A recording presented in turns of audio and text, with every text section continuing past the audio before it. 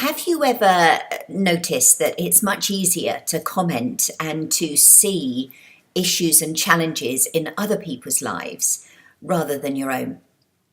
And I can see in many of my clients and the people I work with that often they've got caught up in this busyness, this speed of living, almost like they're driving on the outside lane in the motorway, and there's so much tension and pressure, and they're just so focused on where they need to go that they're missing the scenery, that they're just feeling stressed just by getting from A to B. And of course, I have friends that really challenge me on different things. And last week I was in Huddersfield, and one of my lovely friends, Jackie, challenged me on this very point. You're working too hard. You never take any holidays, and you need to slow down and take some time off.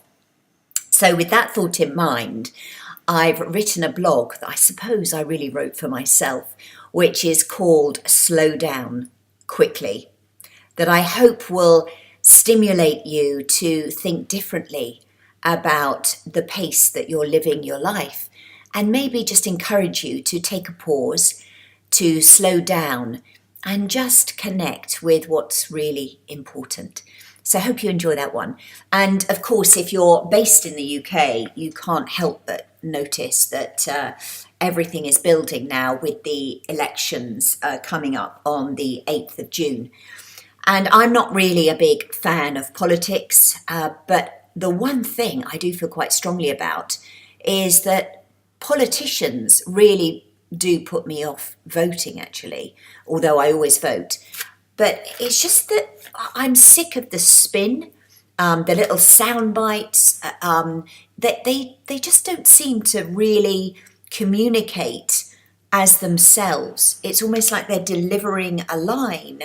And sometimes I get frustrated because I feel they're not listening to the electorate. They're just pushing their own kind of policies all the time. And I really don't like the way that parties put down and are sarcastic and cynical about the policies of other political parties.